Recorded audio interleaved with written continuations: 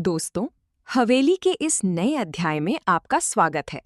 आज की कहानी में साजिशों की परतें उठेंगी और एक गहरा राज बेनकाब होने की कगार पर पहुंचेगा। दिल थाम लीजिए, क्योंकि ये सफर बहुत ही रोमांचक होने वाला है। नवंबर की एक धुंधली और सर्द सुबह, जब चारों तरफ पीला कोहरा छाया है, हमारी कहानी एक अजीब सी शादी से शुरू होती है। ये कोई आम खुशी वाली शादी नहीं है। मालकिन की खास नौकरानी फोबी और उसका लालची चचेरा भाई ल्यूक आज पति पत्नी बन रहे हैं। फोबी ने अपनी मालकिन की दी हुई स्लेटी रंग की महंगी रेशमी ड्रेस पहनी है, लेकिन उसका चेहरा एक भूत की तरह पीला और डरा हुआ है। दूसरी तरफ ल्यूक है, जिसके चेहरे पर कोई प्यार नहीं, बल्कि एक सराय का मालिक बनने का घमंड है। मालकिन ने इनकी चुप्पी खरीदने के लिए 75 पाउंड दिए हैं, जिससे इन्होंने पहाड़ी पर मौजूद एक पुरानी और खस्ता हाल सराय खरीदी है। हवाएं इस सराय को ऐसी झकझोरती हैं जैसे कोई शैतान इसके चारों तरफ नाच रहा हो।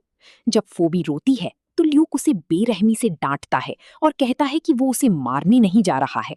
एक डरी हुई दुल्हन और एक जालिम दूल्हा कोहरे को चीरते हुए अपनी नई लेकिन मनहूस जिंदगी की तरफ बढ़ जाते हैं। ये सीन हमें बताता है कि कैसे गलत राज इंसान को एक खौफनाक समझौते में बांध देते हैं। अब हवेली का नजारा बदलता है। क्रिसमस का समय है और हवेली मेहमानों से भरी है। चारों तरफ जश्न और शिकार का माहौल है। लेकिन हमारा हीरो रॉबर्ट इन सब से बिल्कुल अलग है। वो अपने साथ फ्रांसीसी किताबें और 2 आवारा कुत्ते लेकर आया है और सारा दिन आग के पास बैठकर आराम फरमाता है। उसकी चचेरी बहन अलीशिया इस बात से बहुत चिढ़ी हुई है। अलीशिया अंदर ही अंदर रॉबर्ट से बहुत प्यार करती है, लेकिन रॉबर्ट की इस बेरुखी और मालकिन के आसपास मंडराने की आदत से वो आग बबूला हो जाती है। जब अलीशिया का एक बहुत ही अमीर और शानदार आशिक हैरी उसे शादी के लिए पूछता है, तो वो उसे ठुकरा देती है। हैरी का दिल टूट जाता है और वो समझ जाता है कि अलीशिया के दिल में कोई और है। बॉलीवुड का टिपिकल लव ट्रायंगल। एक तरफ एक सच्चा आशिक है जो ठुकरा दिया गया है, और दूसरी तरफ एक बेपरवाह लड़का है जिसे इस प्यार की कोई खबर ही नहीं है। लेकिन रॉबर्ट का दिमाग तो किसी और ही गहरे राज को सुलझाने में लगा हुआ है। कहानी अपने सबसे दिलचस्प मोड़ पर पहुंचती है। सुबह की सर्द धूप कमरे में आ रही है।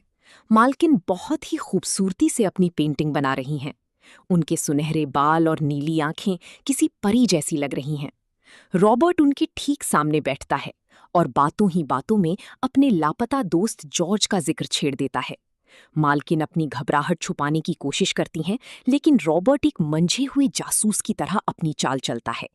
वो मालकिन की आंखों में सीधा देखते हुए कहता है कि जॉर्ज कभी ऑस्ट्रेलिया नहीं गया और ना ही वो कभी समंदर किनारे उस शहर गया था। ये सुनते ही मालकिन के हाथ से ब्रश छूट जाता है। रॉबर्ट अपनी बात जारी रखता है और कहता है कि उसके मन में जो शक थे वो अब यकीन में बदल रही हैं। ये एक बहुत ही तगड़ा माइंड गेम है, जहां एक तरफ कातिल की खूबसूरती और उसकी चालाकी है और दूसरी तरफ एक दोस्त का पक्का इरादा। रॉबर्ट अब सीधा वार कर रहा है और मालकिन को समझ आ रहा है कि उनका ये नया दुश्मन बहुत खतरनाक है। क्लाइमैक्स का ये सीन आपकी सांसें रोक देगा। रॉबर्ट अब पूरे फॉर्म में है। वो मालकिन को सबूतों की ताकत के बारे में बताता है। वो कहता है कि कैसे छोटे छोटे तिनकों से एक ऐसा जाल बुना जाता है जो किसी भी बड़े से बड़े मुजरिम को फांसी के फंदे तक पहुंचा सकता है। कागज का एक फटा हुआ टुकड़ा, कोई टूटा हुआ बटन या कोई छोटी सी गलती, ये सब मिलकर एक ऐसा मजबूत लोहे का सिकंजा बन जाते हैं जिससे बचना नामुमकिन है। ये शब्द मालकिन के दिल पर किसी हथौड़ी की तरह लगते हैं। उनके चेहरे का सारा रंग उड़ जाता है और वो एकदम राख जैसी सफेद पड़ जाती हैं। वो अपनी कुर्सी पर पीछे की तरफ गिरती हैं और बेहोश हो जाती हैं। रॉबर्ट उन्हें उस हालत में देखकर भी पिघलता नहीं है। वो खुद से कहता है कि अब बचने का कोई रास्ता नहीं है। ये घेरा हर दिन और छोटा होता जा रहा है। एक शानदार बॉलीवुड थ्रिलर का परफेक्ट शॉट, जहां झूठ का पर्दाफाश होने वाला है और सच अपनी जीत का डंका बजा रहा है।